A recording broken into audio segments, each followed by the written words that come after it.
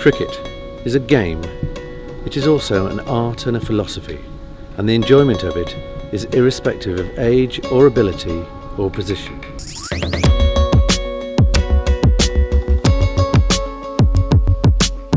I don't think I will see another setting like this for a game of cricket. Wormsley must rank probably number one. I think this is the most beautiful ground I've ever seen. Welcome to Wormsley. Welcome to the Minor Counties Cricket Association Unicorns Finals Day. The first semi-final is between Dorset and Lincolnshire.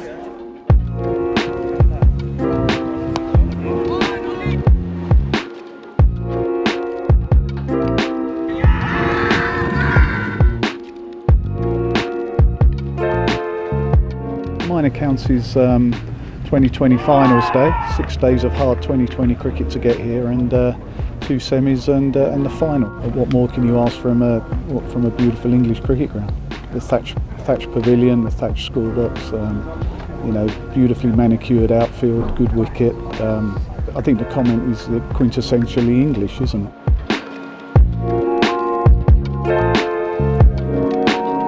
Wormsley, well, it's probably one of the most picturesque cricket grounds in the world. I've been here 27 years, and wherever you sit or stand on the ground, you just have fantastic views. My favourite view, all the years I've been here, is down from the scoreboard, looking back towards the pavilion, and it's just a gorgeous view.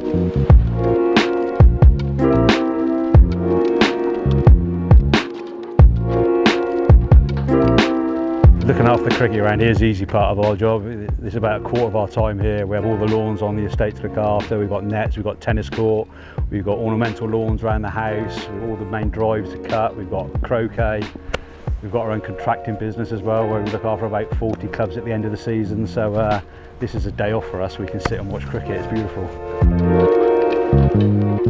So we have Minor Counties cricket. We have about 8 support Get 11s with 2 women's game. We have some good charity cricket down here. The local villages play cricket down here as well. A few corporate games and stuff like that. So yeah, we get a real good variety. We've had the women's test matches here, a couple of ladies one day international. So yeah, it's a real good variety. Apparently when Sir Paul was in London, he's friends with Mick Jagger, and Mick Jagger came round to his house one day and asked Sir Paul if he could have the cricket on, and so Sir Paul just put it on and started watching it, and he was a clever bloke and read a lot, and obviously sat with Mick Jagger, and he just started watching it, got intrigued by it. He played a lot of baseball when he was a kid in America, and it just went on from there. And as he just loved reading, and cricket is the best sport in the world for books, so he just got he's got thousands of books down in the vaults all about cricket and stuff like that. So and that's where it all blossomed from, and we've got all this now,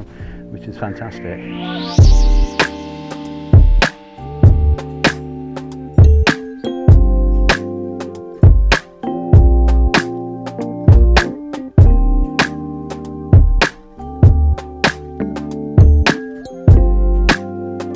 I think this place is special because Sir Paul's vision to have cricket in the middle of Buckinghamshire on an estate that had no flat ground makes it just unique and special. And the fact that the estate is all in its own valley, it just makes it, when you come to the top gate, it just seems like you're walking into it or driving into an enchanted sort of, kingdom almost. Yeah, I think Wormsley's an interesting place because I think whether you're a test cricketer or a village cricketer, Wormsley is a place that inspires people, and they aspire to play cricket at Wormsley. A number of conversations that I have with ex-England players who will rank Wormsley within their top 4 or 5 in the world, and you're sitting there with these people who've played at every single test ground around the world, and they talk about Wormsley with the same level of enthusiasm and delight as some of those amazing test grounds that we all know and love. It's the most wonderful place to play cricket, but also it's the most wonderful place to watch cricket, and we've had a lot of local people who've enjoyed cricket here, and we speak to them regularly, and they said, actually, do you know what, we'd love to have our own little spot on the ground. So we created a little membership scheme, and 15 or 20 members come every game.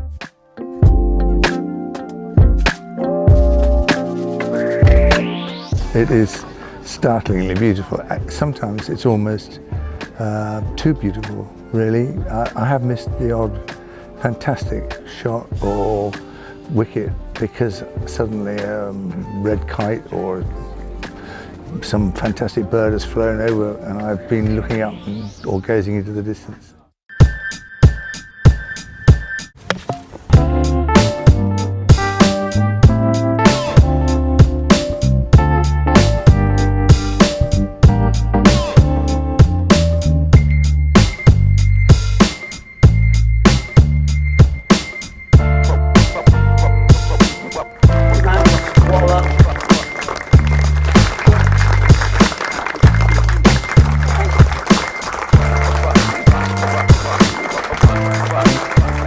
Yeah, there's probably not as many places with sort of a backdrop like you get here.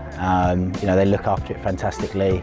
The groundsman here is an absolute legend. You know, thanks to him for looking after this sort of place. You could go and play at the Oval or Lords, but you know, you don't get to see this sort of scenery and you know, sit up there in that pavilion and you know, play games of cricket like that. If you want to call it semi-professional cricketers, we don't get to play in front of sort of the people that have been here today. And you know, that's something that you sort of aspire to as a young cricketer, is to go and play again, you know, in front of a lot of people.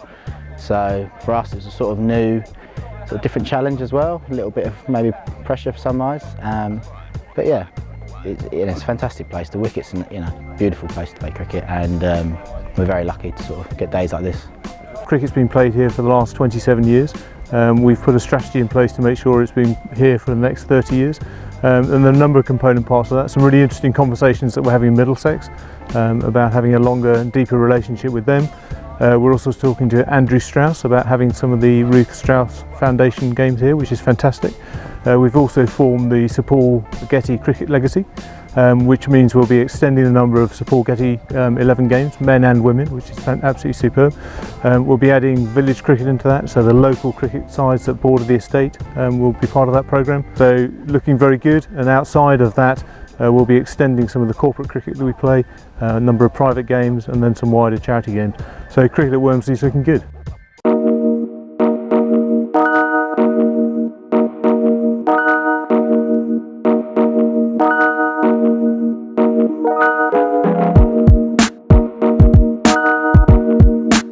Wormsley must rank probably number one, I should think. It's a joy.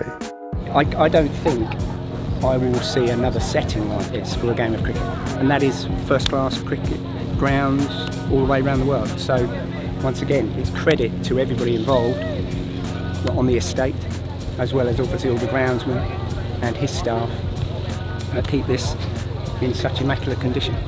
The best first-class ground outside of the first-class circuit, I'd say. Yeah, if I had to describe Wormsley in 3 words, I think I'd have to say beautiful, magical place and an absolute batsman's paradise.